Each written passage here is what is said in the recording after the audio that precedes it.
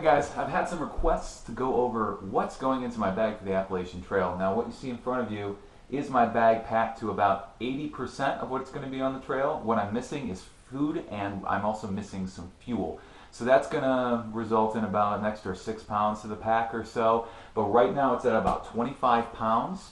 And so, that's going to roughly translate to about 32 out there in the trail. I'm pretty happy with that. But a few things that are in the pack right now I'm actually going to be holding in my hand, so you could equate that to being in the pack or not. It really depends on the way you look at it. So, that being said, let me explain what I'm wearing first. This is the cool Renegade hat. It's a moisture-wicking hat. The Outdoor Research Astroman shirt, and then the Prana Stretch Zion convertible pants. Now, the bag that I'm going to be using is this guy right here. The 65-liter Atmos AG by Osprey. Let's go into the stretchy front pocket and see what's in there. First are my trekking poles. They're in this bag, can't see them too well, but they are the Micro Vario Carbons by Lecky. Then we're going to get into our rain gear. This guy right here is the Beta LT Hybrid by Arc'teryx. Pretty bomb-proof jacket there. Go into our rain pants, which I also have in the front stretchy pocket. These are your Beta LT pants by Arc'teryx as well. Well, that does it for the front pocket. Let's go and see what's in our head unit right here. And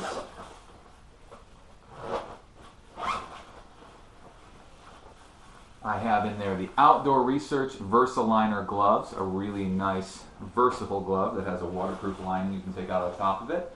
And then right here in this little tiny package, I have the Mountain Hardwear Ghost Light wind shirt.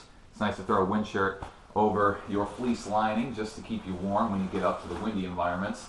Inside of this dry sack, which is a ultra lightweight NanoSil dry sack by Sea to Summit, doesn't really add anything to the pack, less than an ounce. I have my Goal Zero Nomad 7 solar charger. So this is going to be kind of an experiment on the trail, see how well that will charge my battery pack, which I'll get to in a minute or two. Actually, let's talk about it right now. Inside of my Osprey dry sack, which is a little bit more durable, a little bit thicker and heavier than the Sea to Summit ones I'm bringing, I have another Osprey pack, which is a padded closed cell electronics case, and inside of that I have my Anker 20,100 milliamp battery. It's pretty heavy, but this is good enough to last me about 2 weeks on the trail, especially since I'm going to be powering the GoPro that you are watching on, as well as my cell phone. And then I have an Anker portable wall charger. This actually delivers a pretty large amount of electricity from the outlet, more so than you can often get from just your phone charger. So that's for that crescent moon pocket right there. The other one, I have my rain cover for the Osprey AG. That one's ultralight, weighs, I think, coming in about 2 or 3 ounces. Not much at all. In my other pocket right here, I have a neat little unit that I decided to put together for camp. It is an Osprey Zip Organizer Ultrasil. When I open it up, got about 3 panels and can hang. Med kit down here, I have my fire starter and quick access items right here, and then up top I have all of my repair items in case I need to repair my tent or my water filter, any of that. Speaking of water filter, I have my Sawyer mini water filter down here in this pocket, and with it 2 collapsible water bottles by Sawyer, one 1 liter and one 2 liter. The 2 liter I'm probably going to fill up for camp reasons, otherwise I'm going to go with the 1 liter, and then my Nalgene bottle, my hard Nalgene bottle that I keep on the other side, just so that I can have measurement for water around camp, and so I'm always carrying clean water with me at all times. Without any further ado, let's get into this main pocket.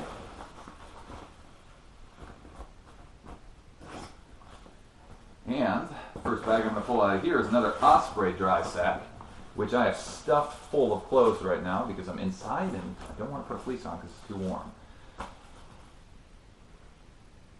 This is a merino wool buff that I'll be using as both sun protection and as warmth. This can be converted into a winter hat rather easily.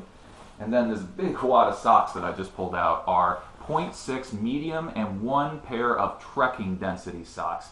Trekking Density 1 sometimes I'll hike in, but I'm going to predominantly be using those at night to keep my feet warm inside of my sleeping bag. This ball right here is actually a jacket. This is the thermostatic hooded jacket by Mountain Hardwear. This is going to be my outer layer for really cold temperatures. So really nice, ultra lightweight jacket right there. Pretty stoked about that one. Been wearing it for quite a while now. Here are your 250 layer smart wool bottom layers that I'll be wearing to sleep every night, and if it gets really cold hiking during the day. And here is your PhD blend of 150 and 250 weights upper portion. Basically a companion piece to that last smart wool piece that I showed you. Patagonia R1 hoodie. Nice and lightweight, but also has this grid pattern fleece on the inside that really lets it breathe, so you can wear this as an inner layer with an outer shell over top of it and make it almost a jacket in and of itself, or just wear it as a cool outer layer. Speaking of grid pattern fleece, this is going to be my other base layer shirt, one that I'd wear while hiking. This is the Thetis by Arc'teryx, and it is a really nice shirt that you could wear anywhere from 70, 80 degrees down to a base layer in freezing temperatures. Last thing I'll pull out of here are Ex Officio underwear. These are the 9-inch sport boxer brief. They're nice, they don't ride up, and they'll be nice and comfortable on the trail. Anti-odor technology, that's always nice for your underwear. My tent and shelter is going to be the Ghost UL2, the Ghost Ultralight 2 by Mountain Hardwear. I also have the Footprint with this. Footprint's nice because you can stake it out and then just set the tent up on top of it. This comes out to well under 3 pounds for the complete system, so I'm pretty stoked about that one. It should be pretty nice for me. Food bag, which is very, very empty at the moment, is a 20-liter 70 denier dry sack by Sea to Summit. Now I got the 70 denier version because it's durable and I can actually hang this as a bear bag as well. Then we have the Pinnacle Soloist by GSI as my eating solution. Inside of this is the MSR Micro Rocket Stove. So it all fits into this really compact little storage unit right there. Pretty stoked on that because you can also put it inside of your bear bag given its small size in case you want to make sure that none of the tasty smells from whatever you're cooking get wafted around at night. Now let's get into the sleeping bag compartment on the bottom here to show you the last two items I have.